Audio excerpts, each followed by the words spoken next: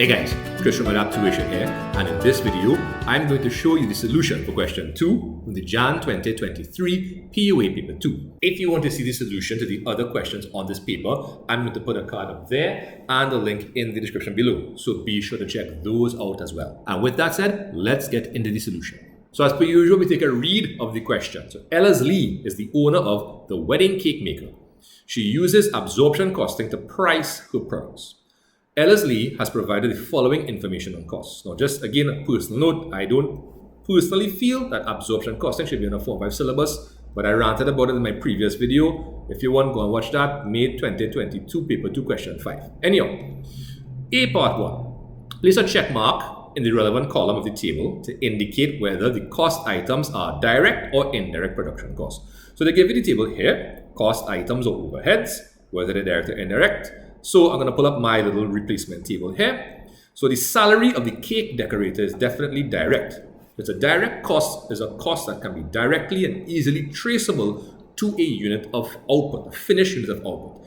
The cake decorator's work can be easily seen on the finished unit of cake, right? Now, rent for the factory is definitely indirect, as is machine depreciation, because those things are not easily seen on a finished unit, right? They are overheads, right? Costs that have to be incurred in order for production to take place, but which are not directly traceable to units of finished output. And the cost of raw materials to make the custom cakes, that has no choice, right? It's necessarily direct, because those are the materials used to make the cakes. If it goes directly into making the cake, it's a direct cost. Long story short.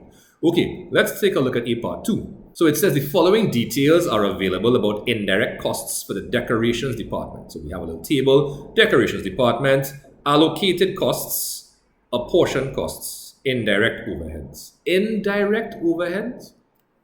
Indirect costs are overheads. Overheads are indirect costs. What are you going to say next? Direct prime costs? And you are trying to be nice and civil in this question. Let me be myself. Allocated costs or allocated overheads are overheads that are directly traceable to that department. So if that department has certain types of labor that only it uses, right, then you can trace it to that department. If there are certain machines that are used only in that department and you calculate the depreciation of those machines, you allocate those costs to that department. Apportion costs, right? So when you apportion something, you share it. So there may be shared overhead costs, like it might be rent of the entire factory, power for the entire factory, whatever it is, right? And you find a way to share it or apportion it, right? Now, what they want you to do here is calculate the total indirect costs for the decorations department, show all working. Okay, and they give a little table here. I'll pull up mine. So all you have to do is add the allocated costs to the apportion costs, and you have the total indirect costs or overheads. Okay, cool. Let's take a look at Part B. It says the following details are available about the production hours spent for labor and machinery in the decorations department cost center. Okay, so decorations department details for December 2023. Machine hours, MH, direct labor hours, DLH. Total hours, 400 and 100 respectively. Item 1, state which is the dominant factor in the decorations department based on the tabulated information above. Well, the dominant factor will have to be machine hours, right? Because as you can see, we spend 400 machine hours as opposed to 100 direct labor hours. So 4 times as many, 80% of the total number of production hours in that particular department. Now, item 2 says, using the information from A Part 2, where we just calculated total overheads for that department, and B Part 1, calculate an absorption rate for applying overhead costs in the decorations department. Show working clearly. Right, so the overhead absorption rate, or OAR, is where you take your total overheads and divide by what we call the cost driver. The cost driver is that thing, that activity, which we, the accountants, believe causes the cost to be incurred. So every time that activity happens, the cost goes up, right? Now again, we do this with indirect costs or overheads because it's difficult to actually determine in certain cases what causes overheads to be increased. Now you might be saying, but Chris, electricity, that's number of you can say machine hours, right? What else? Indirect labor might be indirect labor hours. So what we can just use a different overhead rate or the actual rate for each overhead, because the number of overheads might render that approach cumbersome. Now, in this day and age of technology, I'm pretty sure that excuse no longer flies, right? In any case, this is again the basic approach or the early stages of absorption costing. So what we do is we lump together all the overheads and we say, okay, what do we think causes these overheads to be incurred?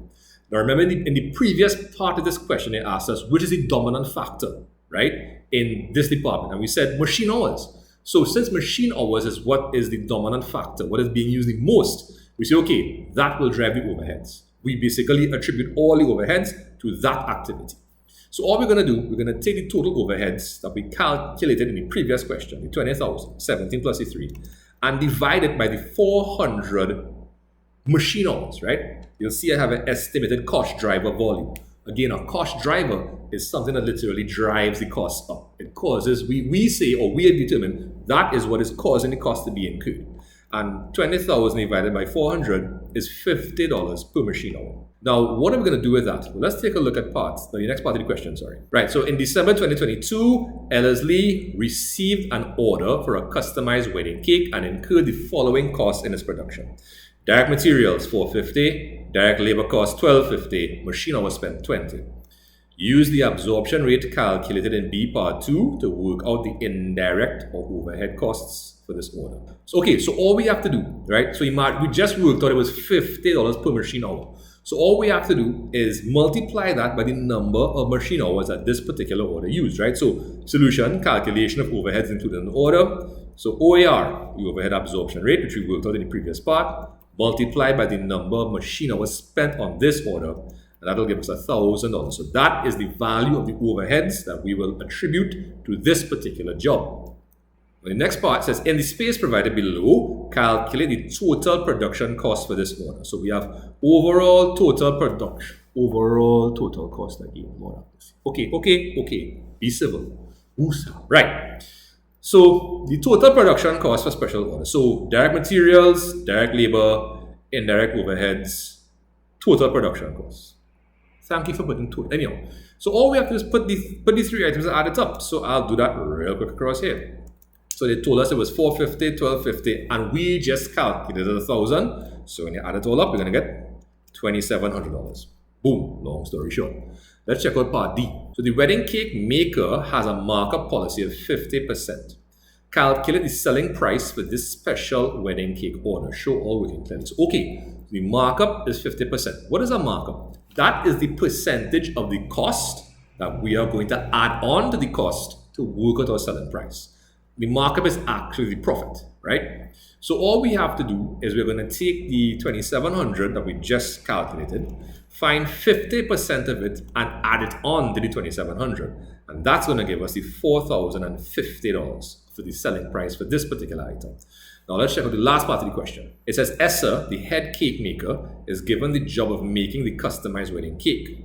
It is the company's policy to pay its workers using the piece rate system. List one advantage of the piece rate system as a method of payment. So the piece rate system is where you pay employees for every piece of output they create instead of an hourly rate.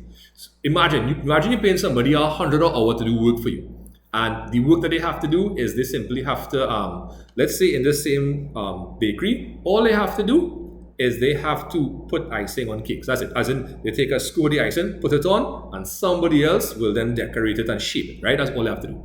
Imagine you come and you realize they're sitting on hold, they're just on their phone, on whatever social media app, and every now and again they'll do one cake and cakes just piling up, right? So you say, hey, well, no, I'm not paying you $100 to do that. Forget that. I will pay you $1 for every cake. They're like, oh gosh. So now it's only when they actually do the work they're getting paid, right? And that's the advantage I'll give you here. One advantage of a piece rate system is that it ensures that the employer only pays for work that is actually done, right? As opposed to paying for workers to sit on the tail all day and do nothing, and they're still collecting money. Okay, and that's about it for this question. All right, guys, so there you have it. That's the solution for question 2 in the Jan 2023 PoA P2. If you have any further questions on it, please feel free to leave them in the comment section below, and I will get back to you when I have a chance. If you want to check out any more videos, I'm going to put some cards over here. Don't forget to subscribe and be sure to check out my website where you'll find some pretty interesting PoA handouts. And as per usual, guys, thank you so much for watching. Take care of yourselves, and I'll see you next time. Bye.